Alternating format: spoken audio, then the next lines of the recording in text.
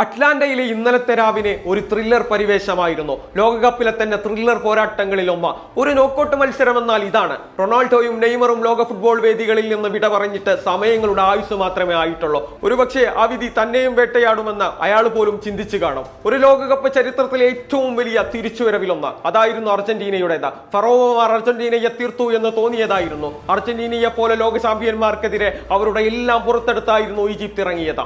വിങ്ങുകളിലൂടെയും മധ്യനിരയിലൂടെയും Argentina നിരന്തരം അവസരങ്ങൾ സൃഷ്ടിച്ചെങ്കിലും ഒരു പിരമിഡ് പോലെ നിന്ന ഈജിപ്ത് പ്രതിരോധം പല്ലും നഖവും ഉപയോഗിച്ചാണ് അതിനെ പൊരുതിയത്. അവർക്ക് ഏറ്റവും വലിയ തുണയായത് അവരുടെ ഗോൾ കീപ്പർ തന്നെയായിരുന്നു. അത്ഭുത സേവുകൾ കൊണ്ട് അർജന്റീനയുടെ ഓരോ ആക്രമണത്തിനും അദ്ദേഹം മറുപടി നൽകി. ആദ്യ പകുതിയിൽ മെസ്സിയുടെ പെനാൽറ്റി അടക്കം ഗോളൊന്നുറച്ച 3 അവസരങ്ങളാണ് അയാൾ തട്ടിയകറ്റിയത്. ഇതിനിടയിൽ ലഭിച്ച കൗണ്ടർ അറ്റാക്കുകൾ ഈജിപ്ത് അതിമനോഹരമായി വിനിയോഗിച്ചു. കിട്ടിയ അവസരങ്ങൾ പായാക്കാതെ അവർ 2-0 മുന്നിലെത്തിയ നിമിഷം യാസർ ഇബ്രാഹിമും മുസ്തഫ സീക്കോയും നേടിയ എണ്ണം പറഞ്ഞ ഗോളുകൾ. ലോക ചാമ്പ്യന്മാർ പുറത്താകുമോ എന്ന് പോലും ഭയന്നു. ഈജിപ്തിന് അനുവദിക്കാതെപ്പെടാതെ പോയ ഗോളും മത്സരത്തിന്റെ ഗതിയെ സ്വാധീനിച്ച നിർണായക നിമിഷങ്ങളിലൂടെയാണ് കടന്നുപോയത്. പ്രതീക്ഷകൾക്ക് മങ്ങലേറ്റ നിമിഷങ്ങൾ. പിന്നീട് അറ്റ്ലാന്റയിൽ സംഭവിച്ചത് ഒരു സിനിമാ കഥയെ വെല്ലുന്ന ക്ലൈമാക്സ് ആയിരുന്നത്. അവസാന 11 മിനിറ്റിലാണ് ആ കളി ഒന്നാകെ മാറിയത്.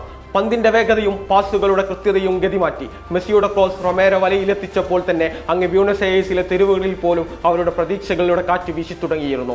പിന്നീട് 83-ാം മിനിറ്റിൽ ഇടം കാലിന്റെ മാന്ത്രിക വീണ്ടും അവതരിച്ചപ്പോൾ അർജന്റീനക്കാരുടെ കാലവും കാത്തിരിപ്പും നീട്ടിക്കിട്ടിയതായിരുന്നു. പിന്നെ എൻസോയിലൂടെ അത് പൂർത്തിയായപ്പോൾ അതൊരു തിരിച്ചുവരവിന്റെ കഥയായിരുന്നത്. വലിയ വേദികളിൽ വലിയ നിമിഷങ്ങൾ സൃഷ്ടിക്കാൻ മെസ്സിയെ പോലെ മറ്റാരുമില്ലെന്ന ലോക ഫുട്ബോൾ ഒരിക്കൽ കൂടി സാക്ഷ്യം വഹിച്ച രാത്രിയാണിന്ന്. സാക്ഷാൽ മെസ്സി അവതരിച്ച രാത്രി. അവസാനിപ്പിച്ചു എന്ന് അയാൾ പറയാത്തിടത്തോളം കാലം ആ കഥ തുടർന്നുകൊണ്ടേയിരിക്കും.